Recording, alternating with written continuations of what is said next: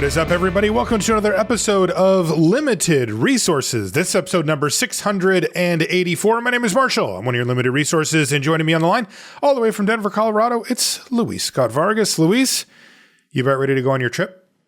Yeah, I'm going to be flying out to Ecuador for the next 2 weeks to visit family. So looking forward to that. And we'll see. We'll see if the show will survive in my absence.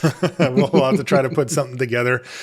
Unfortunate timing, as the set review is probably coming up in that window, and you may end up missing at least one of the set reviews, which is a bit of a bummer. Yeah, I'm sure you can find a somewhat adequate replacement, but we'll see. We'll let you judge whoever I pick when you get back. Exactly. We've got, so in light of that, since it's unlikely that next week the set will be fully spoiled and we'll have the set review, we wanted to make sure that Luis could get his take on the Sunset Show. So we're going to do the Sunset Show for Bro today. That's right. You get the Sunset Show today as we say goodbye to the Brothers War. The war is finally over. Before we do, though, let's talk about our sponsor, TCG Player and ChannelFireball.com. They've teamed up to create the subscription that every Magic player needs. You can get exclusive CFB Pro content and free shipping and tracking on direct by TCG Player orders, plus bonus bucks and awesome promos at TCGPlayer.com for just $6.99 a month. And that gets you access, as I mentioned, to CFB Pro, as well as the content that's part of the subscription as well. And Luis, you actually have a piece of content going up on there, up on there. Just went up this morning. It's a deep dive on Kaldheim draft because the Arena Open this weekend is Kaldheim. Also, it's back on Arena to play as well. So even if you're not playing the Open, it's a really fun format, one of the best ones in the last couple of years. And I kind of broke down just all the different decks and the ones I liked and some pick orders and some just overall format. Just basically designed for, if you've never played the format, this will give you a good starting point. And if you have, this is a good refresher. So definitely check it out. It's also worth noting that with that Arena Open coming up, we of course did a full run of shows on Kaldheim as well. So if you want to get up to speed in that way, you can listen to the set review, to both of them, to the format overview. If you want the quickest and dirtiest, you can listen to the Sunset Show for it, because that's kind of after we had it all sorted out. And we have a lot of fun on the Sunset Shows where we talk about, some of the annoying cards or our favorite cards, but we also do talk about what the best commons were, what the best archetypes were, how the mechanics worked out, what the format was like as a whole, which we're going to be doing that for Bro here. But if you do want to get up to speed, if you missed Kaldheim or if you forgot about it, you can check that out in our backlog on lrcast.com. And if you either are or want to get the subscription at TCG Player, there's a link in the show notes for that as well, and you can get access to Luis's article as well as all the other great content and features that you get for that $6.99 a month. Also, if you do want to buy something over at tcgplayer.com, we have a link in the show notes that's an affiliate link that lets them know that we're the ones that sent you over and help support the show. So we appreciate it if you use that. The show's also brought to you by you via the Patreon.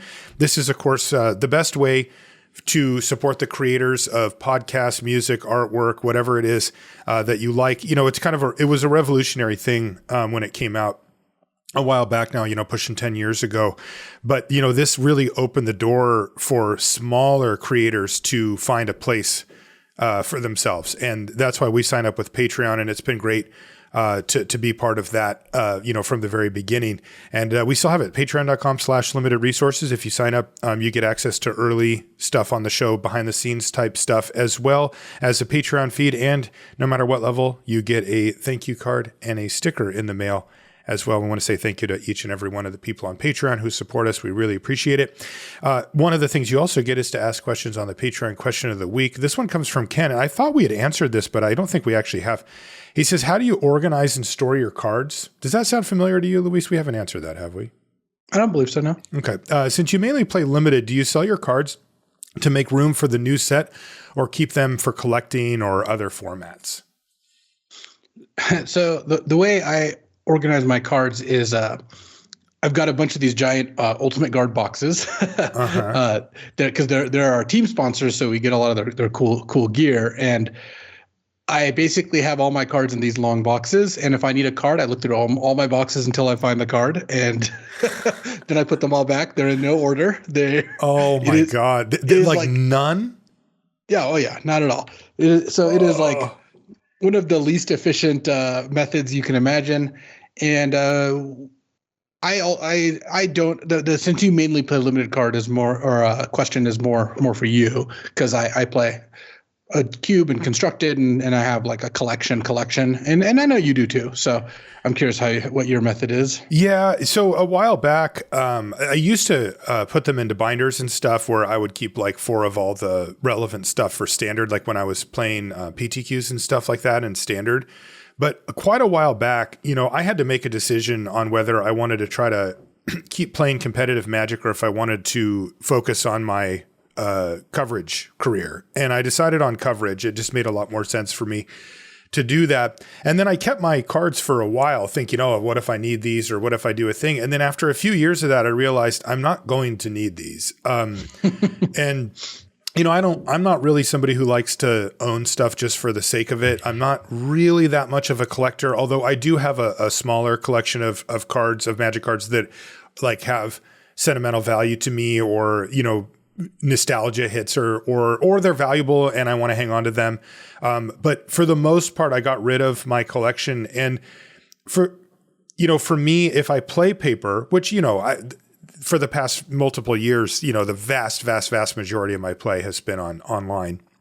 But if I do end up playing paper, it's usually more about how do I get rid of the cards? Because for me, I either want to have like a collection going where like I'm building up towards something where I can loan out decks to people or cards, or I can use them myself, or I don't want to have them. I don't want to have like just part of some random set sitting around waiting for it to rotate out of standard and lose all of its value. But also it's like, it can be such a pain to sell cards. So, for me, I give away a lot of them. If I'm at a shop, I'll give them to a kid or just leave them for the shop or whatever. I mean, I'll take a few rares with me or something like that if they're particularly valuable. But for the most part, it's more of a struggle of trying to not have cards around, because as the questioner mentioned, I almost only play limited. So, me getting a collection for constructed just doesn't really make sense.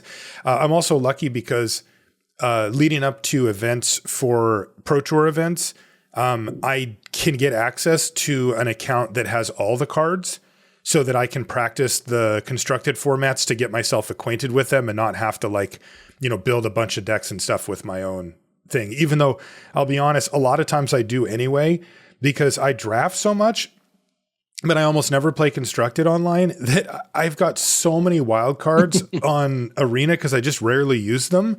And I also draft enough that I usually get all or mostly all of the set just from drafting. So if I do need to build constructed, I'm often too lazy to just go find the other account because I have most of the cards on Arena anyway. It turns out, if you are interested in having a full collection on Arena, becoming a good drafter is a really good way to do it. You just have to enjoy drafting, which, if you're asking us, it's not hard to do, but, some people really do like building decks and constructed. But man, you can pick up, you can build up your collection really quite quickly via drafting as well. You get the combination of the cards going into your account plus the wild cards, and you can really kind of fill it out. But at any rate, that's how I manage it. And then, like I said, I have some old cards that are kind of keepers, that I just enjoy having. I have that same streak that you do, maybe not quite as strong about the old. Man, there's something really special about the original cards that were printed, the dark ink, the vibe of them. They are really beautiful. They really are. You hold one of those, you hold a beta whatever in your hand, and even if it's like not that, it's not really about the price. It's just like, wow, these have a real vibe to them, kind of artistically or aesthetically. So, yeah. What's the card that you want that you don't have? Like an old card. It doesn't have to be like something crazy, but I just mean like what's something that you're missing? Nothing, or I would have gotten it. Yeah. You have all the stuff that you want. Yeah. I mean, I mean, that's not entirely true. I'm sure there's cool cards I would like, but I haven't actually bought cards in a while because I just kind of I got, I got a lot of the cool stuff that I was looking for. And at the time, for the moment, most of the new pickups I have are just cards I want to put in my cube deck or whatever. Yeah. Do you get special versions? I tend not to. I like getting I like getting close to original printings as much as I can, just because I think they look better most of the time, but also like I just want people to be able to read the cards and understand what's going on, or identify them by sight. Like some of these alternate arts are crazy. I mean, not to soapbox too much, but you saw the tweet where Wizards is like, hooray, there's 19 versions of Elish Norn in the set. And it's just like, what the hell? This is terrible. Yeah. why are you yeah. like, Because I remember when I was building, especially when I was doing Canadian Highlander, you know, I really like Japanese, the aesthetic look of Japanese language cards. But it did start to get annoying if my opponent wouldn't know what the card did and I just had to tell them. And, you know, maybe I'll look it up on my phone or whatever. And you're kind of like, you know, when it comes to building a cube, you really do want to have it be accessible for the people that are playing it. And, you know, that means probably putting it in the language that they speak. But anyway, thanks, Ken, for the question. We've got one more crack-a-pack to do here for the Brothers War, Louis. So let's hope we open up something sweet. Our first card out, Burnished Heart. Is Burnished Heart good? Because I was kind of addicted to it early in the format and then abandoned it. I don't think it's great. I think that there are some decks where it's okay. If you can afford to take some time off, it gets you a 2-for-1, right? It turns into 2 lands, fixes your colors, ramps you, does a bunch of stuff. But the answer, is it good? It's not fantastic, no. A little slow for the format. Supply Drop. This had a chance to be one of those cards that could slot in between many different archetypes and do things that were relevant to them, right? It was a pump spell. It was an artifact entering the battlefield. It was an artifact leaving the battlefield. It drew you a card. It was a sacrifice effect.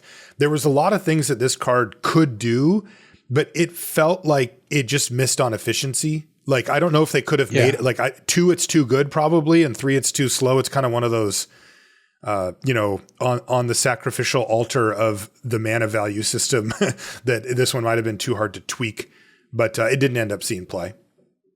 Yeah, I think that I think it needed to be a little bit cheaper, or in some way more efficient for it to be good enough, and it wasn't. Gixian Skullflare. This card also didn't end up being good enough, just a bit too slow for the format. Phalanx Vanguard. This guy saw a lot of play. This is the 1 and a white 2/2 with Vigilance, and it gets pumped when artifacts ETB. Yeah, so this overperformed for a couple reasons. One is like any soldier was good. I don't think there was an unplayable soldier, including like the 1-mana 1/1 first strike or whatever. Mm-hmm. Especially a 2-drop. Yeah. Mm-hmm. And sometimes this attacked for 3 or 4 damage. You know, it could actually get in there. So this would be my pick right now over Burnished Heart, but I'm hoping for better. Disfigure. That's better, I think. You know, the funny thing is, like, I would always take Disfigure over Phalanx Vanguard, pick 1, pack 1. I don't even know which one is actually like better. Yeah, it is interesting. You really do want to be assertive. Sibling Rivalry. This card held a interesting spot in the format. Yeah, this is the best threat we've had for a while because this format actually had the support for it, so that part was cool. Not a card you'd first pick because you, of course, want to spend a little bit of time making sure you have the support for it first, and it could go kind of late. But I like when the red-black sack deck is good. That is a deck that I think just plays really well, is fun to play with. Maybe not as fun to play against, but I do think it works. It works well as a deck, and I like when it's good. Yeah, I do too. It's also, you know, it hits a really nice balance when they can hit that archetype, because if you know the format, you'll usually recognize that if somebody plays certain sacrifice outlets, it's almost for sure that they're trying to enable a card like Sibling Rivalry.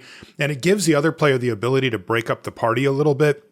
You can use a removal spell on their sacrifice outlet that maybe you wouldn't normally, and that can make Sibling Rivalry a lot worse. But when it does go off, it's strong, right? Again, not amazing, right? Like, you know, think about in this set, you know, there was numerous commons that were just okay with Sibling Rivalry, right? Like the 1 in a black, you know, pay mana, sack a creature.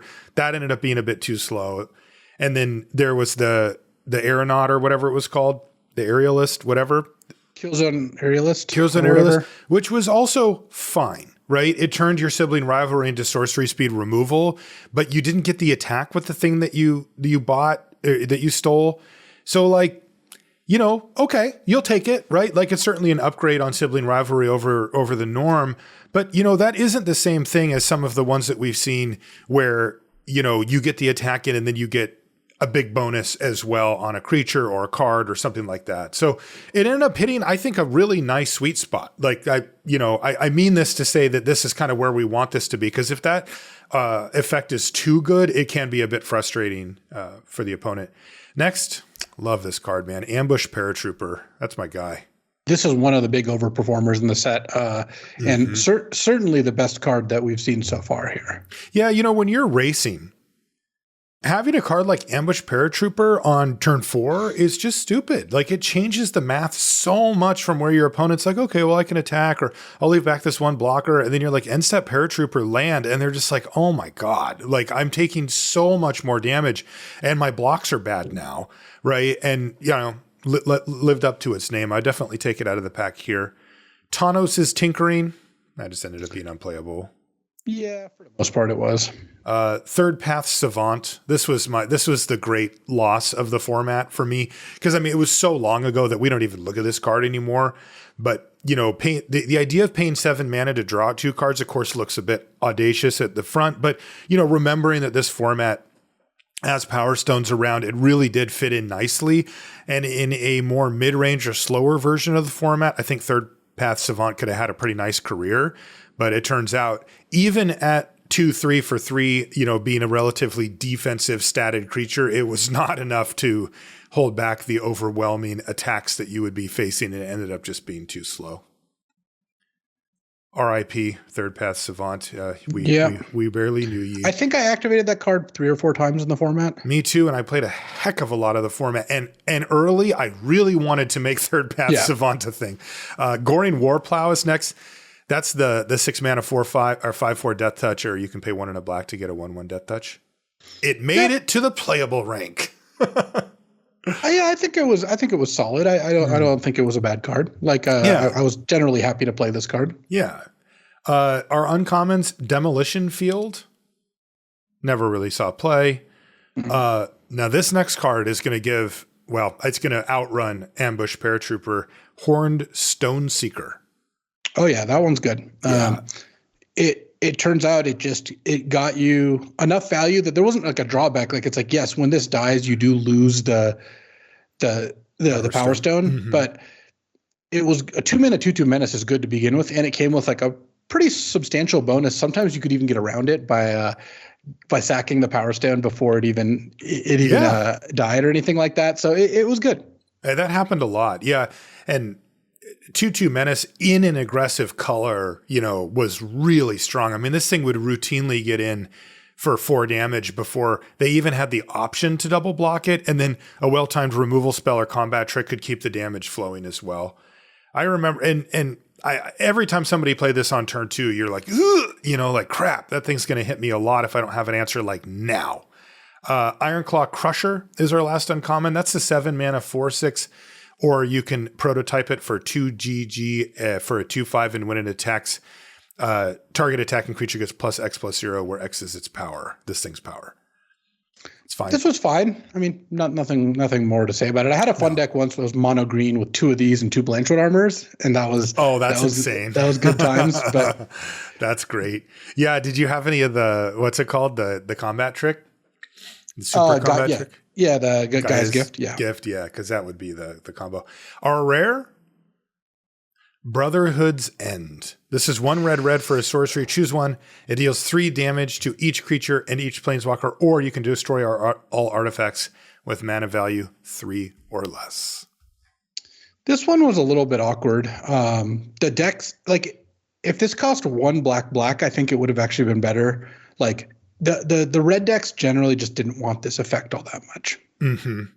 Yeah, it felt like it didn't fit, right? There's maybe the one version, a blue-red or black-red or something that could fit it in. But just if you were to slot this card in for a 3-drop in any deck in the format that played red on average, it would probably prefer whatever 3-drop you took out, just being a random creature or something like that. So, no. So yeah, I'm taking the Horned Stoneseeker myself. Yeah, that's my pick too. I think it wouldn't be crazy to take the ambush paratrooper out of this just because if you really favored white and soldiers, but I would not do that. Yeah, I agree. I mean that was the thing for me, is that it took me a long time in the format to just start taking red and white cards and kind of seeing what direction I wanted to go. It ended up being that white, was the place with the biggest base, right? It had the most commons that you could pull from and kind of build a good aggressive deck, and then you could pair it up with really any of the other colors to kind of get yourself to where you wanted to go. Let's talk about that, by the way, because we need to get into the nitty gritty on this Sunset show. So the first one is, if you could summarize the set in one sentence, what would it be? I said not a lot of turns, but a lot of decisions. This set really, I think, exemplified that. Yeah, and for me, it was better than it seemed. I remember coming off of DMU and being like, okay, that was for me like an all timer. Also hits me where I want to be hit when in regards to limited, with a bit of a slower format, more of a value based kind of long term strategy type thing. And when we first started playing this, I thought, oh, we're screwed. Like this is going to be some like way too fast, all of the fun stuff's going to get squished out by these really quick decks. And we're not going to be able to, really kind of spread our wings and fly. It's just going to be about who gets the most one drops. And it's interesting because that was actually true, but also it had a lot of great gameplay. The format, the draft was interesting enough. It wasn't as interesting as DMU, but it was interesting enough. And the gameplay was really good. Like, yes, it was a totally different look at the speed and the way that the games played out, but it was fun. And as you mentioned, a lot of decisions. And what I will say is the decisions felt like they had a huge weight on them, right? Like I remember you and I having a chat early in the format, and I remember thinking it's kind of like vintage. That was the exact example we used. Yeah. Yeah. And because if you ever watch a game of vintage, people always complain that it ends too quickly. Oh, it's over in turn 2. It isn't, by the way. Like if you watch a normal game of vintage, they don't end that quickly.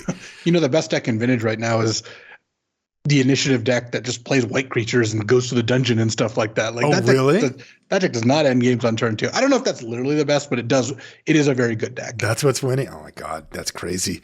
But anyway, if you watch those games, which, I watched a lot of them when you were playing the Vintage Super League and stuff like that. And I love watching like anytime you stream vintage or whatever, I'll watch it, because I haven't had that much exposure to it. I mean, probably more than most people, but still, I've only played a couple of matches of vintage in my life and stuff. And it was because you or somebody lent me a deck.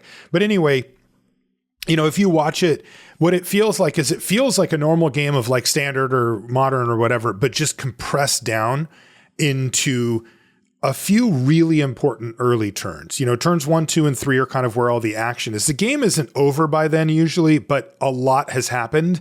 And there's a lot of really critical decisions that happen in a very compressed time. And for, adjusting for draft, that's what this felt like. It felt like if you didn't have a 1-drop, you might be behind, right? If you didn't have a 1, 2, 3, you might be facing down a 1, 2, 3 on the other side, like quite commonly, and you would be dead. Yeah, but I think the big difference here, and one of the best comparisons I can use, is original Zendikar for those who were around back then. Original Zendikar was maybe the fastest draft format I've ever played, but it was also very, very much ships passing in the night. Yes. It was 2 mana, 2/1 menace or flying or unblockable for various reasons. All the landfall creatures were 3/3 first strikes on your turn and 1/1s on their turn, so they weren't blocking, but they definitely were attacking. And you ended up in a spot where basically there was no interaction. It was just a pure race. Whereas in Bro, there was a lot of interaction. There was a lot of blocking. Scrapbook Cohort, the best common, makes 2 blockers, also 2 attackers, but is good on defense as well. And for that reason, I ended up feeling like you got a lot of game out of it. Like, it's not that I necessarily... It's not the whole story isn't just what turn does the game end or are you behind if you don't play a 2-drop, because a big part of the reason I didn't really like original Zendikar very much, and I ended up liking Bro a ton, is there's just a lot of gameplay to be had, and that really matters. Yeah, even if it happens to be in a compressed timeline, it's still a lot. So that's really cool. Same reason I like Vintage, Totally. Like overall Magic, like the turn counter isn't the thing that I care so much about. It's how many relevant decisions do I get to make? Does the decisions I make then change their decisions, which then changes my decisions? Or are we both throwing lava spike equivalents at each other until one of us dies? The second part, I don't care if it ends on turn 10 or turn 3. It's not fun. The first part can be fun regardless of what turn it ends on. Yeah, because, for me, when I look at it, I prefer the formats that allow you to course correct more. Mm-hmm. Like, as things develop, you change your game plan or you change your strategy, where here it really does kind of force you to commit, like, hey, you need to take a stand. A, you need to be proactive in almost all scenarios. And B, you need to kind of say, I'm going to go for this line. And if this line works, I'm going to win. And if it doesn't, I'm not. And there's not a lot of turning the chip around once you kind of start down a path. And that's why I prefer, formats like DMU, but that doesn't mean I don't like these. Like these were really interesting, the way the games played out. What ended up being the best archetypes with that in mind? I mean, white aggro, I think, was overall the best archetype. So whether that's white red or white black or blue white soldiers, which is actually a little different. I split this up into two archetypes here because white red and white black didn't feel that different. It was kind of the same curve plus supporting red or black removal in some creatures. Mm-hmm. Blue white soldiers had a little bit of a different texture with the air marshal and various cards like that. But in general, I think white aggro was the best, followed by something like red black sacrifice was quite good. I didn't mind drafting that. And then the green artifact decks, like Argothian Opportunist kind of base decks. Yeah, because the red-black sacrifice deck was the deck of the day to start. Remember, that was the one that everybody crushed with, and you could get a bunch of really what ended up being key commons much later. Pentagram Strongbulls and the Blast Runners were just flying around the table. Nobody really knew. We hadn't adjusted yet to how many, we looked at it and talked about it in the set review, so it's not like we weren't aware at all, but how many artifacts would be laying around that we could sacrifice, or how many times that would happen in a turn. Or, Pentagon Strongbow was rarely left hungry, right? It was yes. often being fed. So, and once we figured that, though, things leveled out. People started fighting over the red-black deck. And then it really did emerge that if you started with white, you could add blue to go for soldiers and have a really strong deck, but you could easily add red or black and have a very solid curve out, everything matters. This is one of the cabsiest formats we've had in a long time. And then the one you mentioned at the end was one that I actually started going to a lot. As my sort of backup draft, I would either draft good white aggro decks or green X artifacts that you mentioned. And I really liked those decks because they felt a lot less like you weren't fighting for as many people, against as many people with those ones. And I really like that, to have a little bit of breathing room in the draft to be able to actually wheel a card, right? Oh, wow. Because if you're in white, you weren't. Everybody was taking those cards. So you had to kind of just know the good ones, snatch them up early, and then build the rest on your second color. But, I wouldn't be surprised, if Argothian Opportunist and what's it called? The Boulder Branch Golem? Boulder Branch Golem were two of my more drafted cards in the second half of the format because, I really did find that the way that I view the format overall is red-black was the king at first, then white-based aggro, and then in the second half of the format, let's call it, what would happen is that the people would draft white aggro decks. And they would recognize that in order to beat the other white aggro decks, they wanted to even be faster. So you saw the curve go lower and lower, more one-drops hit the battlefield, more military disciplines were being played. Everybody wanted the tempo hit to get you over the top. The well-timed combat trick could end the game effectively if you could put the opponent on the back foot. But as people started pushing their curve lower and lower and lower. Cards like Boulder Branch Golem, especially if you just cast it for its prototype, pulled a lot of weight. It was like, oh man, a 3/3 and you got a life cushion out of it. That's kind of annoying. And God forbid if you ever got to just curve into 7 mana, which happened all the time in the format. It was even against aggro decks, you would often be able to resolve a 7 mana Boulder Branch. And that was really tough. I mean, that's a lot of life and a huge creature. And you could actually turn the ship around from that point if you could sort of focus on ramping while just not dying in the meantime. And I ended up going for that archetype quite a bit too. Yeah, I liked drafting all these decks. One thing that's notable, by the way, there's no base blue deck there. And it was a support color in Blue-White Soldiers, sometimes a support color in one of these artifact decks, mainly for Mightstone's animation.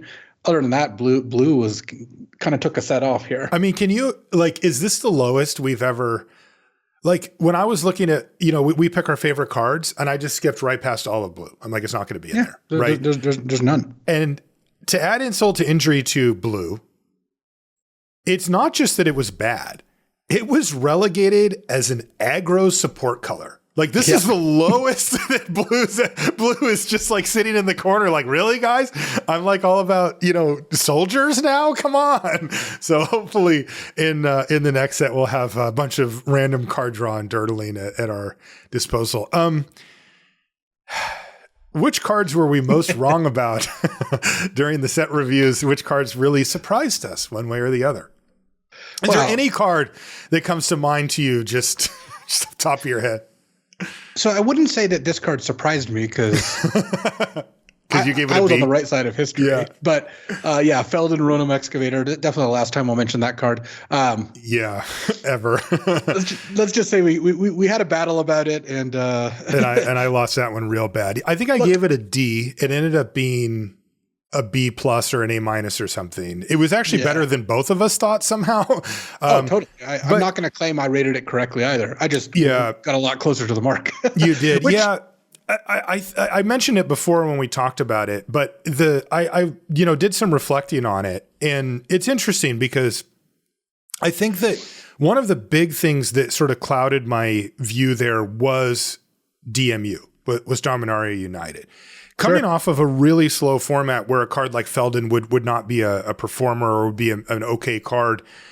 Definitely, look, I try to think, okay, we're in a really slow format. I'm going to assume this next one is average, but I can't help but have a little bit of residual, this is a set I've been playing, etc. But even then I thought if the set was average that this card would be medium. It ended up being that the set was definitely not average. It was one of the fastest, most assertive sets we've had. And then also, I don't know, I don't know why, but it didn't occur to me that we would actually you said this, by the way, so this is on me, but that we would basically draw a card off of this every time. I don't know why, but I think I thought that you had to use it right away. So it would be more like, the cards in cube, like Ragavan or Lelia or something like that, where it's use it or lose it type card, where sometimes you'll get a land or maybe you'll have a little bit of extra mana but sometimes it'll be a 5-drop and you just have to let it go. But since it's till your next turn, it was very, very rare that you didn't get it. And you could, it actually sometimes was just absurd, right? Sometimes it was look at a ton of cards and pick the best one or whatever. So yeah, all of those things combined for me to give it really a inexcusably bad grade. I mean, this card is in the A range somehow after we've played the set. I've made my fair share of bad grades, and I fully expect to be hoisted on my own petard when it happens again. But it was funny. Yeah, it was. Well, Goblin Blast Runner definitely overperformed our expectations. We didn't go hard, super hard on it being terrible, but we're this probably isn't worth it. Turns out it's so easy. It's just a 3/2 half the time without even trying. Military Discipline, the +1/+0 first strike enchantment was just absurd. Yep. So some of this stuff, it's you won't really know exactly how good it is until you see how the creatures line up against each other, how fast the set is. And in general, like you said, most of the super aggro stuff we just kind of underrated because it turns out all the cards that cost 1 mana were pretty good. Yes. And that wasn't immediately obvious there, Right. If it cost 1 mana and affected the board, you saw it. You saw it in play. It mattered. It was a card that you would almost for sure want. And they ended up being actually like desirable cards, not just filler, but there was an arms race to the bottom, right? Like people were going, how can I make my decks faster and faster and faster? And as they pushed down and started trying out the sort of sketchier looking 1-drops, they all worked. Like you said, military discipline worked. And so those ones ended up being the ones that stood out. What were some of the more underrated cards coming into this set? There was actually a ton. Both the Scrapworks, like the Scrapwork Cohort and Scrapwork Mutt, the red and white, both unearthed creatures, both didn't come out the gates as like, this is the best common, but it soon became clear that they were. Particularly the Mutt, right? I mean, yeah, the Mutt looks even less impressive than the Cohort and still very good. And it's literally tied for Excavation Explosion. Yeah, like nobody would have called that, Yeah, if you said you would have called that, I'm going to need some proof there. Yeah, yeah. And then Sentinel Stalwart, the 1-drop that can tap a creature or artifact to add a mana of any color. And look, the same thing happened with Jaspera Sentinel in Kaldheim, which is funny because I was just writing about Kaldheim and looking through all the old cards. It turns out, this effect in the formats, twice it's been good, and that's not to say that next time this shows up, we're going to say, hey, this card was great the last 2 times, it'll be great again. But you do have to keep that in mind that, I feel like twice we've kind of slept on this effect and twice it's been good. So I'm going to have a little bit more of open eyes when it comes to the next time. I think it's appropriate to be skeptical of these cards, but we've got 2 data points now. We need to go, maybe not so much. Yeah. And also in 2 different formats. Like, and I mean Kaldheim different. Wasn't the fastest. That's what I meant. Yeah. Two exactly. formats that played out much differently. Yeah. Mask of the Tradecrafter just was surprisingly good at you turning mana into material in a very efficient way. Even if it didn't look like the best deal each individual time, it ended up being very, very good. Really good. Gaia's Gift, just a fantastic combat trick. One of the best we've seen in a while. One of the best combat tricks we've had in years. Yeah. Yeah. And this one was insanely underrated. Gix's Caress. Oh yeah, totally. I still don't actually know. This is the card that I will leave just never really understanding why. If you told me that this card existed in this format, I would say no way, right? Like people are playing 1-drop, 2-drop, 3-drop. If your 3-drop is like, oh, I'm going to take away some stupid, everybody's got low curve. You're not taking away a bomb. But this card is above military discipline. Right. It's in the same level as Disfigure. Like it just, for some reason, I guess the Power Stone is the equalizer there, but it performed and it's a top 20 common in the set. So, yeah. What were the most controversial cards? Levitating Statue feels like people had a really hard time getting a beat on how good it was. Turns out it was quite good. Just drafting a bunch of trinkety artifacts and in particular putting Mightstone's animation on it was a huge thing. But at the gates, again, didn't look that great. And the reason I think it's a controversial card, not just an underrated card, is I've also played against plenty of like people playing green-black who play this card on turn 2 and never activate it till turn 6 when it's a 3/3. It's just it did need the right deck. And then Kayla's Reconstruction was an interesting one. This is the X white spell where you got to look at the top 7 and put X creatures or artifacts cost 3 or less into play. Had a powerful dream. It was the theme of white-black, 3 or less. But I don't know. I've missed with this card enough times that I guess I'm kind of off it. Yeah, it ended up being a mediocre card at best, even if built around. What was your favorite artwork in the set? Cityscape Leveler by Leon Tucker. I like that one. Oh, that's a great giant thing leveling the city. Yeah, it does give you the sense of scale, right? Which is always hard. I always wonder. There's a few things that artists will use, particularly Magic artists, because the scale of a Magic card is so small that to make something look big is a real challenge. And so they'll often put things in for scale, which is birds. They call them scale birds, and then The other one that they use in Magic all the time, which we've got a lot of fun out of, are elk, like random deer or elks, around like a lot. Because I think that they know that humans know those are pretty big, those are bigger than me, right? And then there's this huge, Lurgoyf or whatever sitting next to it. But the one that I like the best, I thought it was really well conceived artwork, is Draconic Destiny, which, has kind of a normal looking person kind of in like a meditative state, but with this huge fiery flaming dragon spirit thing behind them. And this art was by, it says Justin Hernandez and Alexis Hernandez. So 2 people actually did the art, which is kind of cool. You don't really see that, right? Like a team doing artwork. Yeah. But anyway, great job to Justin and Alexis. It came out really, really good too. What were the best build-arounds in this set? And boy, this is not a set that you think about build-arounds for. So there's the whole artifact sack theme with Pendragon Strongbow being kind of like the headliner alongside like Sibling Rivalry, Goblin Blast Runner, that sort of thing. Mm-hmm. There were the 2 build-around uncommons that really got there. Yoshin Tactician, the blue-white Soldier's Lord, and then Yoshin Dissonant, the green-white +1/+1 counter when you play an artifact build-around. This is funny, by the way. So our top 3 build-arounds are all like hardcore beatdown cards, right? Yeah. Like it kind of sums up the format. We're not like drawing extra cards or creating some weird token. It's like, how much damage can I get in with my builds? I mean, number 4 is a beater too. Mightstone's Animation, really the only good base blue decks I had a couple of these. That was the reason to be in blue. Besides opening some kind of bomb, that was also a possibility for sure. Mm-hmm. And then Corrupt and all the other like monocolor ones were interesting. I actually thought those played out pretty well. Yeah, those are cool. Those were a neat little wrinkle for sure. Because monocolored decks actually did happen in the format. Which card still looks good when you read it, but it just doesn't see play?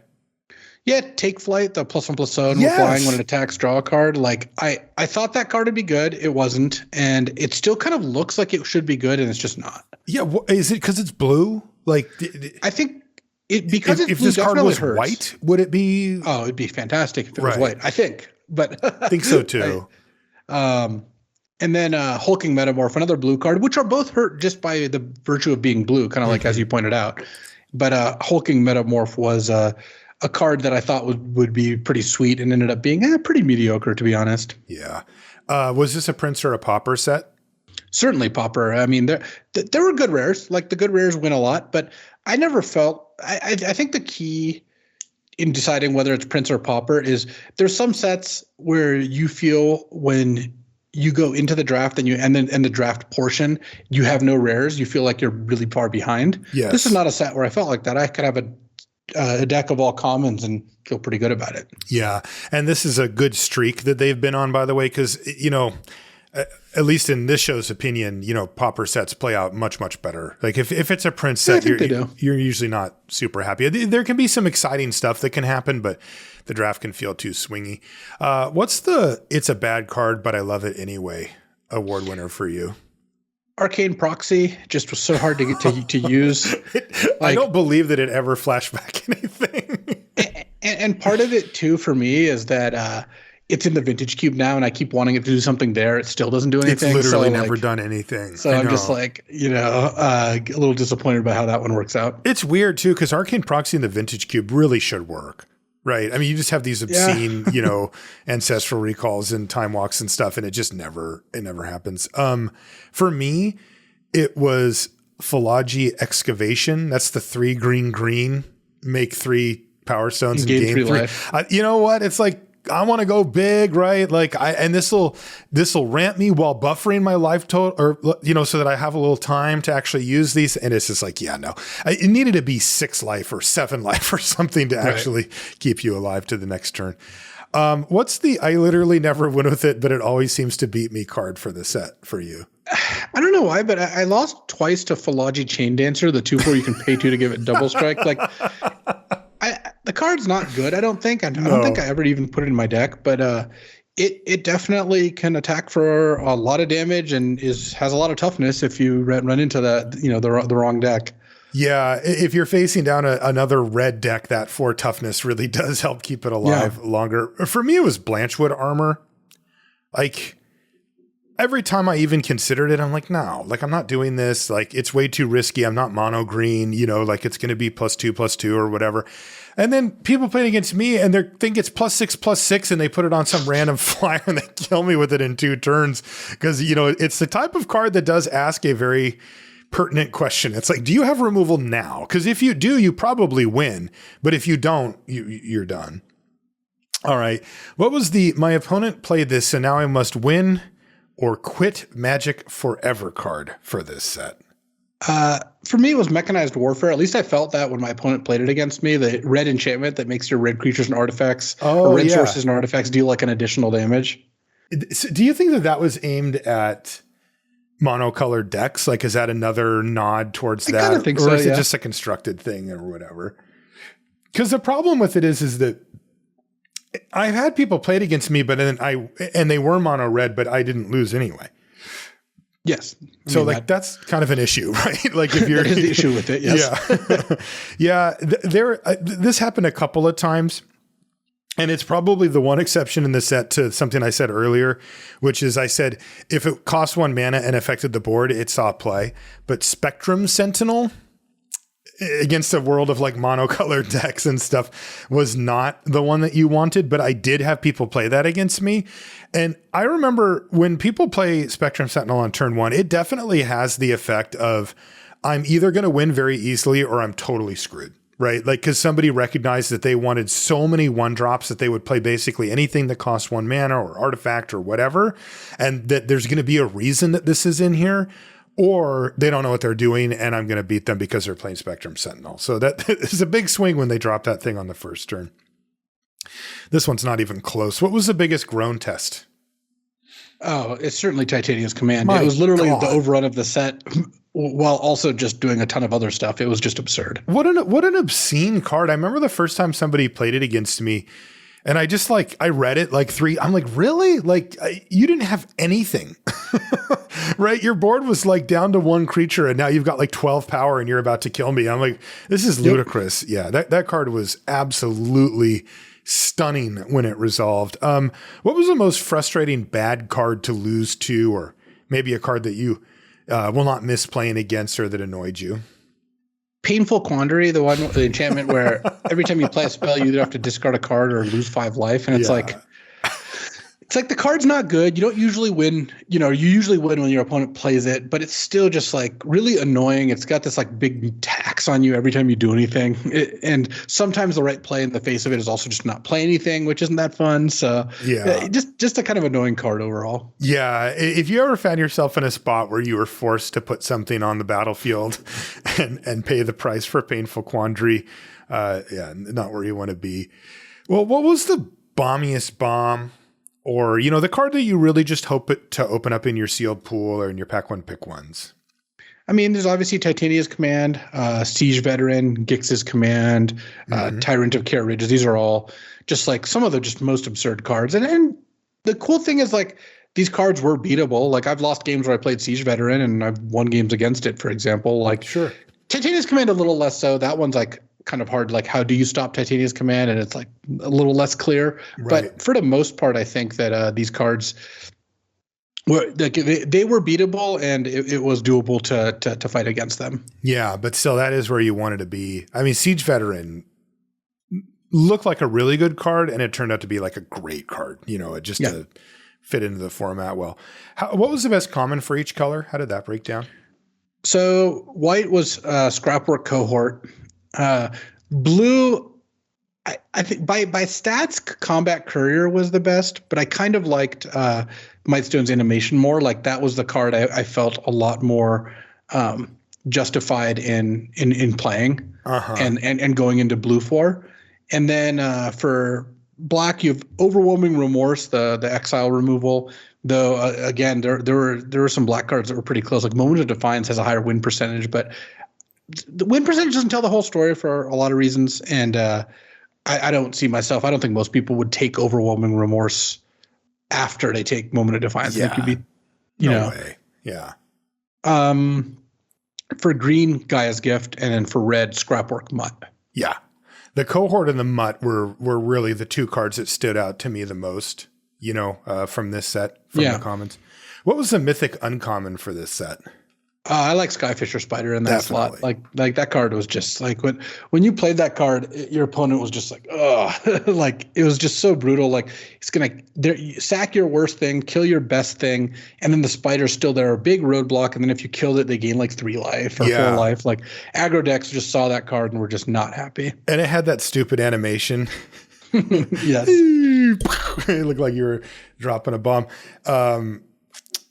Some of the cards, by the way, that performed really well at the uncommon slot: Static Net, Thopter Mechanic, and then interestingly, Third Path Iconoclast, which was the blue-red.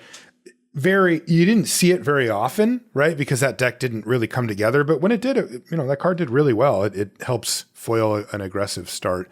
What was the worst card in the set? Biggest blank, the most last pick card. I think Hercule's Final Meditation would probably be my pick for that. Love that. Yeah. Stone Brain. Because, you might have one of those if you played one of those. Could be a theory. Yeah. I mean, I did lose a match to my opponent. I had a mono red deck. I had a mono red deck with 4 Pendragon Strongbulls, and they stone brained me in a game that they were like crushing anyway. It was really demoralizing, honestly. They got you a stone? All right, we'll give it to Hercule's Final Meditation. I was already losing that game so badly, and then they did that, and it was just like, wow, now I feel even worse. And full rubbing. It didn't do anything, like. Oh, that's so brutal. Wow. Which card was the most begrudgingly playable? This is your sweet spot. I liked Carrion Locust for this one. Oh, yeah. Right on that razor edge of 23 and 24 playable. It did see some play. It did, but it wasn't really there. Is there a card you will miss drafting? I think the Trinket Artifact cards were the ones I'm going to miss. The Mishra's Baubles and Energy Refractors, Chromatic Stars. Like, I just loved playing all those cards. Get you a Wellspring and get moving. Mm-hmm. Yeah. I have it kind of in 2 categories. The specific card I'll miss is Mask of the Jade Crafter. Like you said, we came in low on that. We quickly switched gears, but that card's great. I really liked it as a game plan for the green ramp decks. Like, it was a great finisher on its own. Like, you could use it as a way to kind of at any point find it, either mill it or draw it and build up a board state and get to use up all the mana that you had gotten. And then a broader group that we'll talk about later when we kind of do the design and development things in a few categories here are the retro artifacts. You mentioned a few of them, not Refractor, but Chromatic Star Bauble, that kind of stuff. But just in general, I really liked those. I like seeing them in the awesome. Right. Yeah. I like seeing them in the packs. I love seeing the old artwork in the old frame. And then they happen to just really play well in the set too. They were important cards, right? Like I kind of assumed that we may just overlook those, or that they weren't really going to be part of the draft format. Like, we wouldn't see them often enough to have them like make an impact. But it turns out, because they listed the lowest ones at uncommon, and I think I didn't really understand how often that they would show up. But like, if you didn't understand that Chromatic Star was a card you could first pick in the format, you missed. Like, you were not up to speed on what was happening in the format, right?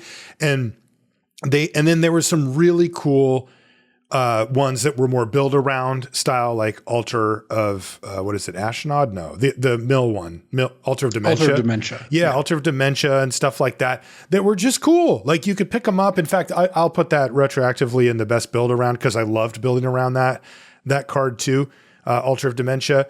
And I'll miss them. I will. I want to talk about it when we talk about them in the kind of the mechanics thing, but those will stick with me for sure. What was the LSV-est card and the Martialist card? I think for me, it's got to be Goblin Blast Runner. That just was like my standard bearer this set. I drafted a lot of them. I had a deck with 5 was my most, but I had like a couple decks that had 4. Like, I just love the card. And I see that you filled out mine for me. Oh, how kind. What did you put for me? I put a Simian Simulacrum, for the obvious reasons. Okay, I'll take it. Let's just say the monkey jokes have kind of like hit a low for a while. I'm trying to kind of bring them back, get them back into the rotation. It's just really important, right? I mean, I'm not going to complain. That's a great card. It is a good card. I'll take that one all day. What was my soapboxiest card? The funny thing is we've mentioned both the cards here, but we've got Painful Quandary. I think is just like a textbook, like this is why this card isn't good sort of deal. And just then an absolute classic. Don't let your opponent have that much control over the decisions on a card that you're playing. Yeah. And then Felden, I think, is another funny one. This is a reverse soapbox. This is more like me stepping down from the soapbox quietly, but we did talk about it a ton, no doubt about it. What card do you still have to read when it's cast against you? Mishra, Tamer of Mafawa or Makfawa. I don't. Do you know what that does? No, I don't. I don't remember which one. Is that the 5 mana? It's the 5 mana Mishra that gives all your permanents like ward, sacrifice an on-land permanent, and then it gives things unearth. Yeah. So. Yeah. Oh, I would definitely have to read that if they played it against me. I actually didn't come up with one for this. I don't know why. I think I just forgot. From a design okay, so this is big. This is where we get into the kind of nitty gritty on the set as a whole. From a design and development aspect, how did this set fare? How are the mechanics? How are some of the wins and losses for this set? So it's interesting how everything kind of related to each other in this set. I think that Prototype is a good mechanic. Like, I think it's fun to be able to cast your expensive spells for cheaper, because giving you flexibility and letting you put 9-drops in your deck, but not punish you the way 9-drops kind of typically punish you. Like, the biggest drawback in general to playing a 9-drop in your deck is that you have it in your hand and can't do anything with it. Mm-hmm. And that risk is huge. But Prototype, you can cast it for 4 or whatever and still get value out of it. Then later, if you draw one of these kind of cards later in the game, you can cast it then. And that's awesome. So I think Prototype's a great mechanic. I don't think Prototype was really maximized in this set. And I think that's one of the downsides, is that the set being so fast meant that the expensive parts of Prototypes didn't come into play as much as I would have liked to see. Yeah, even with Power Stones to turbo them. Yes, exactly. It wasn't enough. No, it wasn't. And I think that they could have done a little bit better there. But I really did like Prototype. Was it boring? Was it boring? Well, kind of. Because this is my favorite type of mechanic, and I loved it. But it also was kind of, it is what it is, you know? It's boring in the same way that cycling is boring. No one looks at cycling as like, wow, amazing mechanic. But cycling, I think, does a really good job of letting you play the game better, like letting the game go more smoothly. I think that's a really important part of some mechanics. I agree. And I loved Prototype. And I think in most sets, what you want is a mix of like splashy, wild, cool new mechanic and mechanics that makes the trains run on time. Mechanic that lets people play the game better. Power Stone's another kind of complicated mechanic, which when you read Power Stones, it's a kind of gobbledygook nonsense. Like, can't be used to cast non-artifact spells, blah, blah, blah. You're like looking at it and you're like, okay. It's a brain bender, yeah. I still don't know. Like, maybe that should be my... Still have to read it when somebody plays it against me. Power Stone. Yeah, right. And the fact that it came into play tapped, like all that, I think is a negative. The onboarding cost is high. But then you look at it and you look at how it plays, and I think Power Stone actually played out fairly well. Like, I actually I do think it was a reasonable mechanic to end up kind of playing out, and I enjoyed playing with it. I thought it was fun. I can't believe they stuck the landing on these. Yeah. I'm kind of curious what would have happened if this ended up being a set that was a little bit slower, because I think Power Stones would have also been pretty nice to see there. But, that's just not where it ended up, and that's fine. Unearth is great. I mean, I don't think Unearth's like the best mechanic ever. But I think they played it nicely. They added more of a twist by putting some good ETBs on the creatures with Unearth. And I think that plays out really well. And they experimented with more like really cheap kind of value Unearth cards. And I think that all really added up nicely. Where Yeah, you the ended up, courier and the mutt type cards. yeah, Yeah, those played out really, really well. Yeah. yeah. So I really like that, and I think that the way those all kind of went together was pretty good. Like I think, Power Stone's playing with unearthed cards because a lot of which are artifacts, and Prototype and Power Stones obviously have this like natural synergy. All pretty cool. It ended up being a very synergistic set. I think that it was again a little bit faster than maybe you'd pick, just because like you want to give the cards a chance to shine. You want people to play with the cards and feel like they're getting to do the thing. But I think overall, like, it was a really cool set, and I think they really did, like you said, stick the landing. And part of that was the retro artifacts giving you, like, it would have been hard to get 4 different versions of Chromatic Star into a set, but somehow the retro artifacts doing it kind of felt right. Yeah. And I would like to see retro frame like reprints again. Like, I think that would be a pretty cool do you think it's way to do repeatable? things. Yeah, I think it is. Because the question I have is, they started with artifacts, and those, the main thing about artifacts is that they can go into any deck. So that's really cool. Could they do this with non-artifact cards like lands? Because those can go in any deck, maybe. But what about, blue, red, green? Well, what if they did like some sort of retro set of collection stuff that had a mix of just equal amounts of every color? Like, wouldn't that just be fine too? I don't know. Maybe that's what I'm wondering. I don't know what the issue with that would necessarily be. Okay. I'm in for it, by the way, if they can do it, because they hit a really sweet balance with the retro artifacts of being cards that were really important in the format, but they were support cards, right? Like all of the trinkets that you mentioned. But then the other cards were like exciting. Like legitimate, like you could get a freaking Wormcoil engine. Yeah, Wormcoil is exactly the card I talked about too. Yeah, or you could get one of the fun build-arounds that I mentioned. You could get Mesmeric Orb or Ultra Dementia or something weird that you could be like, okay, I'm going to just try some stupid thing that I get to do once or twice a draft format, right? Yeah, I think that there's room to do this again. I don't see a reason why it couldn't work to do some sort of other retro frame collection. I hope they do. Because this is awesome. I think that played really nicely. It ended up being one of my favorite things about the format. So yeah. I still have a bone to pick with green black. I think that green black has had a couple different themes that we see recurring. One is graveyard stuff, like putting stuff in the graveyard and getting advantages out of that. And the other is like +1/+1 counters mattering. And I don't think they've pulled either off in basically any set so far. It's really tough because it feels like we're kind of being sold this idea every time, and I don't trust them anymore. I'm like, I'm not going to do that until people start beating me with these cards. Yeah, and then you end up with cards like Wasteful Harvest, which I get for constructed probably couldn't cost less mana, like 2 mana, but it's really disappointing that you look at that's the 3 mana, look at the top 5 cards, put a permanent in your hand, the rest in the graveyard.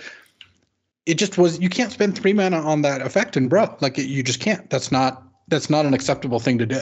So you end up in a spot where that mechanic kind of doesn't work and the payoffs just aren't there. And they even push like the spider, it ended up being the best of those. The spider was good. Yeah. But it was so good that you didn't need to work for it. Like, you didn't look at the spider like, how can I get more creatures in my graveyard to gain more life? You just didn't care. You just played the card. Exactly. So I would like to see green black get a little bit better of a mechanic at some point here, or at least have it play out such that it works out. Okay. So we'll keep our eye out for that. But overall, they really nailed it with this. I feel like they took a big swing here, like with trying to balance out all of this stuff, particularly with the Power Stones.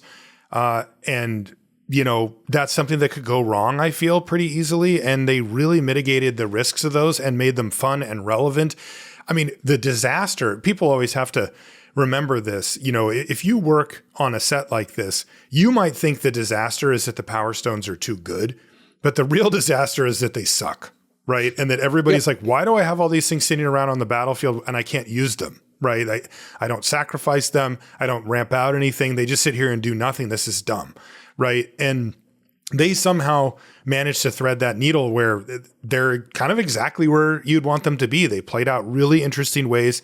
There's a ton of activated abilities that they could go into that was relevant. You could sacrifice them to stuff. So it wasn't just about making mana, but they didn't feel broken, So I really have to commend them for that part of it. And then, as I mentioned before, the retro artifacts were one of my favorite things about the set. And I don't know if it's just only fits into this set or if they can do something similar going forward, but I would be game, no doubt about it. What did the format teach you, in ways that maybe it could have made you better at limited, or what were some of the takeaways? One is how good flexibility was. Like, part of the reason the cohorts were, the scrapwork things like scrapwork cohort and mutt were so good is that they were flexible. They were colorless in the first cast. They were, color to unearth that was easy to splash. It ended up just not being hard to use those in a way that worked out. And part of it was their flexibility. And I think that that's an important lesson to learn in general. I think you're right. And I think flexibility is sort of an overall theme for this format as well, because when you look at the Power Stones, they were flexible in the sense that they could be used to pay for artifacts or activated abilities or sacrifice them. They needed to do multiple things in order to fit into multiple archetypes, but also not just the Unearth that you mentioned here, but Prototype, right? Those were also flexible. Those were cards that if you were a colorless ramp deck, you could just play or maybe try to splash for, casting them for their Prototype. But in many times you just went right past the Prototype cost and just jammed them for something much more expensive. And, when you were in the draft, what was the most important thing? It was flexibility. How many times did you and I start our draft with 2 or 3 artifacts that were, colorless artifacts that could go into any deck? We pick up a couple of trinkets and a scrapwork something, right? And we're good to go. And we can go any color we want. That ended up being a really important part of the draft as well, was that you could be flexible. So that, it was obvious that they tried to make these things more malleable. They tried to thread the needle on multiple cards being good enough to see play without having easy access to their Unearth cost or their Prototype cost. And they did. They nailed it. Like, they actually hit this on multiple levels. So, to me, that flexibility is really the key to kind of how to conceptualize this format, or at least the way that it's designed. Yeah. And I think that we don't usually have draft formats where we can be as flexible in the early picks. Cube's actually a good example of that. You see me just taking a bunch of fetch lands in the early picks, for example. Yeah. It was cool getting to do that in Bro. That's not a normal draft experience. I think that it really showed how powerful that was. Yeah. What about the way that the games played out themselves? You had to be fast on board. That part was certainly true. But once that happened, you were able to have pretty intricate and exciting games, and even games that ended up going a little longer. Like, it wasn't crazy for a game to go fairly long once you ended up in that spot. Yeah, you'd kind of, there would be this like intense early part, and then often there would be an exchange of resources, which, by the way, this mirrors a Vintage again, where everybody kind of uses up their stuff, to stop the other person from getting too far ahead early. And then it was like, okay, let's buckle in. And, this is where things like Power Stone started to become relevant, because if you had expensive activated abilities, you could start dumping mana into those and getting an advantage that way as well. Yeah, the format to me was a little too fast to enjoy all of the things that they gave us. I would love to have seen this format just a notch slower. Like, not every format has to be like DMU. I'm not calling for that. I'm just saying that a little bit less one-drop centric would have let some of the Power Stone stuff, some of the blue cards breathe a little bit more, and I think would have created a more vibrant environment overall. That being said, I don't view it as a mistake. Like, I think it's fine for formats to pack in a lot early sometimes. And I think that, this one ended up playing out totally fine under that. It's just, you do leave a few things to the side when you push it quite this quickly. And there was some neat stuff here that, we probably didn't really get to fully explore as a result. But yeah, that's okay. I'm not saying that that's some disaster or anything, but I would love to see this set just turn down a notch or two to kind of see like what the blue-green deck does, right? Like, that deck just got ran over, That deck would have been nice to have that deck be a little bit more of a presence. Yeah. What grade would you give Bro? I would give it an A- in terms of my enjoyment. Mm-hmm. I think it's probably like a B+, maybe overall, whatever that means. Like, yeah, for most people, like it's the sort of thing where there's things I can enjoy that I don't think are necessarily the best. Like, a good example is the Wheel of Time series, right? I love this, huge fantasy epic series. It was one of the first ones I ever watched. But I'm not going to say it's an A+. It's not. Like, I think I can just say that. But I enjoy it at that level. And I think Bro was probably a B+, BB+, but an A, an A- or so in terms of how much I interacted and enjoyed with it. Yeah, I gave it a B+, like for the reasons that you said. Like, that's where it hit for me. And I have to say, I'm shocked. Like, if you asked me a week and a half into the format what I guess grade I'd give it on the Sunset Show, I would have said, I'm like, we're cruising for like a flat C here at best. Like, I felt like they pushed it way too far and that the archetypes were too narrow and that the set was too fast to really be repeatably enjoyable. And that didn't end up being the case. It leveled out. And as we described, yes, there was a lot going on early in the games, but I don't mind that. That was totally fine. And there was enough depth in the gameplay and the draft for me to get all the way up to B+ for this thing, which I would not have guessed. So really rounded out an absolutely insanely good year for Limited, right? We had Neo, which was one of the best, DMU, which is one of the best. I mean, these are like, these are in the conversation for top Limited, call it the top 15 to 20 of all time, right? They're in that upper quadrant, depending on how you, what kind of sets you like or whatever. But I mean, there's been hundreds now, right? And these ones are like up in that, top 10, 15% or whatever it is. And we had DMU and this one as well. So really, really sick year, for Limited. And even the other ones weren't, what's it called? What's SNC called again? Streets of New Capenna. Yeah. It was just like fine. Yeah. That was probably the worst, depending on how you counted alchemy stuff. Yeah. Let's not talk about summertime drafting, but yeah. What was your favorite card in the format? My favorite card in the format was Chromatic Star. Oh yeah. Mine was Argothian Opportunist, it was good from the get-go, but I really kind of started drafting those decks later, and those are the decks that I'll remember from the format. Great stuff. Bro is done. We'll figure out something to do for next week because I don't think that the full spoiler will be out yet. And then we'll be into the set review, and then hopefully, Luis, you'll be back to do the rare and mythic rare set review with me as well. Since I think you'll still be gone for the commons and uncommons, but I believe so. We'll sort that out. That's going to do it for this one. If you want to find us on social media, I'm Marshall_LR. You can find Luis everywhere at LSV, his stream, Twitter, all of that kind of stuff. You can also find all of the links to this stuff on the front page of lrcast.com, as I mentioned, as well as all the episodes of the show. Again, if you want to look up the Kaldheim shows, you can find them on there. Going back, just a couple of years now. So there you go. We want to thank our sponsor, TCG Player and channelfireball.com. Again, if you want to get that article that Luis wrote about how to win the Arena Open this weekend in Kaldheim, you can go over to the link in our show notes.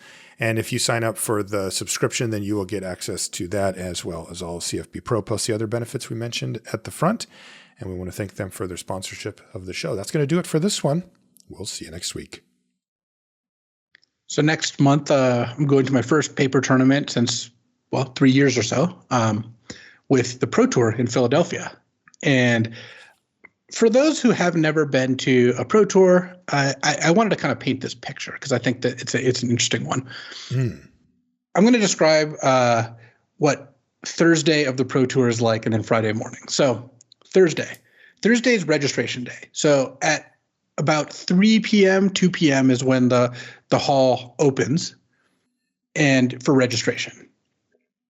And so you imagine there's this convention center and there's a big hall, and it's kind of like empty in the sense that there's all these tables there and they have the stage. It's all set up. The coverage people have had their noon meeting there where they try to figure out what's going on in standard and to varying degrees of success depending on the commentator.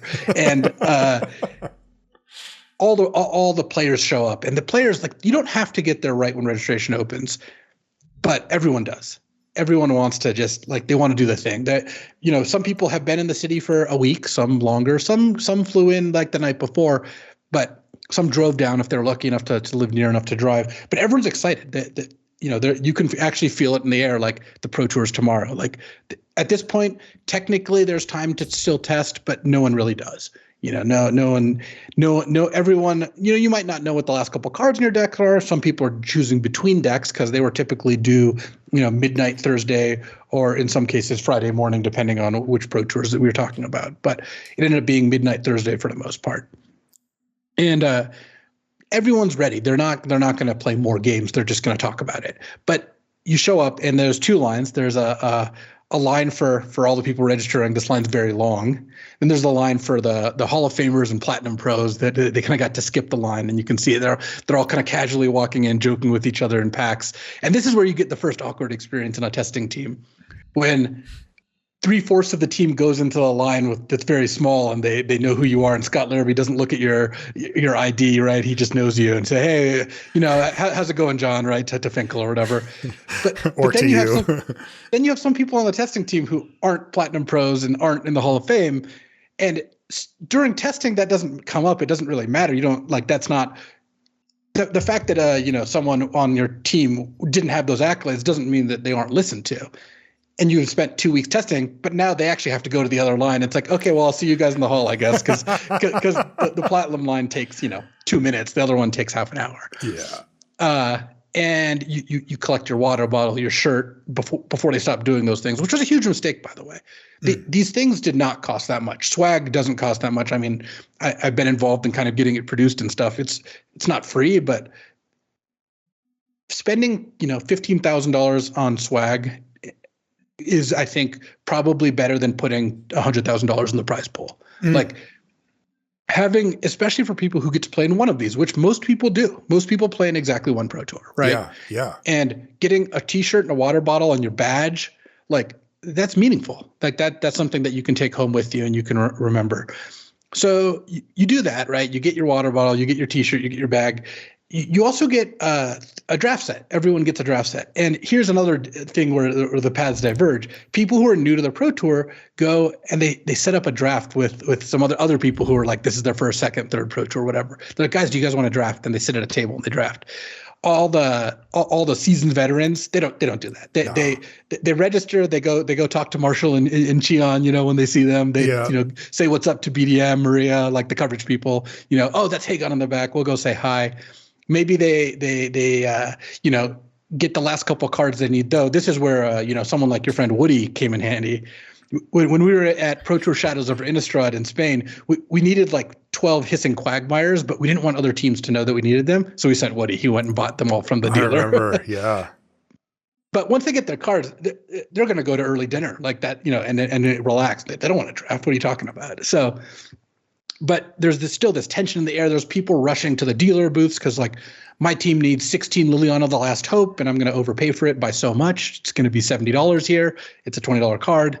But you want to get them because the worst is like some random uncommon. The dealer's like, oh, I don't think we brought uncommons, or I don't think we brought that one. And you're like, oh no, you're on your phone looking up game stores in the local area, and you're which sometimes is not your native language. Oh, totally. It's like, can we send someone to go get these things? Everyone gets their cards. Some of the people like Martin Juzo with this like deep collection. Martin's a bit of a collector or trader himself, so he just always has 4 of every card in the format. He's not stressing about cards. And then you have the people who show up to the Pro Tour 0 cards and switch decks the last minute, and are like, they have this tension of, oh, there's a person on my team who's not playing the team deck, so I could borrow it. But if they decide to switch to red-black, all of a sudden I don't have a deck, and they haven't committed yet because they want to keep their options open, which is their right to do. You get all your cards, you say your highs. The big teams eye each other. They say, hey, what's up? We're all friends, right? Like, we're Channel Fireball's friends with all the guys on Pantheon, but like, we try to see if we can get any information. Are they happy with their deck? Are they relaxed? Are they cool? Huey's playing it cool because he always does. But you can see Nassif. He's a little worried. Nassif's always like, oh, should I switch? And sometimes they break ranks. Sometimes someone doesn't like the team deck so much they come asking like, "Hey, could I get your deck? Well, for something to be named in the future." Such deals have happened many times. And then finally, you round everyone up. The last person registered, your friend on the team who won a PTQ, Adam Snooks of the world has registered, waited the whole long line, and you're ready to go. The team goes. They go for a 2-hour dinner because you have to wait 45 minutes to get into the Cheesecake Factory or whatever the restaurant is of choice. You have the long dinner. You argue, but you don't argue about Magic because there's other teams there, other players there. You can't really just be talking about your deck choices at this time. You go back to the hotel. You yell about, agonize about your last couple sideboard slots, or if you're in a bad position, which deck to play. You don't want to be there. And finally, you go to bed. You submit your deck. You check it 3 times that you got the email. Your deck was received. You go look at it to make sure it has all the right cards. You don't want to, be a buffoon and register the wrong red-black dual land or something along those lines. And then you go to bed to get about, depending again on your experience level and also your general temperament. Some people get 2 hours of sleep because they're tossing and turning, and it's the Pro Tour. And honestly, I'm a little more like that than you might think. I really was excited about these things. They're a huge deal to me. And finally, it comes Friday. You get your Starbucks on the way, really long line, but you got to have the coffee. If you're considerate, like you grab some for the coverage team. Me and BDM have a long-standing gentleman's agreement, despite neither of us being gentlemen, where if either of us goes to Starbucks, we get the other a large cold brew. It never goes unconsumed, even if they already have one. Yeah. We've both shown up to the site holding 2 coffees for each other. Not a problem. We decided that not having coffee was a way worse outcome. So we do that, and then you mill around for a bit, but then it's like draft seating. You're like, who's in your pod? You walk over to the table, and sometimes, I've been in the position where I walk over and people are like, oh man, I don't want you in my pod, or you sit down and the dream pod, honestly, you go there and you're like, I don't recognize a single person here. Yeah. Because that first pod's random, right? The first pod's completely random. Everyone has the same chances. And then you get there and, so the way the Pro Tour drafts work is they have the packs all with like little bands around them, but all the cards are facing one direction except one card is facing the opposite direction. But if you pick up the pack, you only see Magic packs. But they never tell you that. I don't know why. The judges never say that. Invariably, the draft starts and someone's like, Judge, one of my cards is facing the wrong way. And it's you got to flip the card. Honestly, like you could put a pack in my hands, I could flip it without thinking about it because I've just done that so many times. And then you fan open your first pack and you look at the rare slot and you're like, please, one time Goldspan Dragon, one time Olivia. And then you settle for one of the better commons and you're like, okay, could be worse. Let's see what happens. And that's the start of the Pro Tour. I could go on for a long time, but that I love this. That's the feeling I'm hoping to get next month. And if I get even like 60% of that, I'm going to keep coming back. I'm going to keep doing this. I do love it that much. I've accepted it won't be exactly the same, and that's okay. But, this was something I've repeated so many times, and every single time it was like Christmas all over again.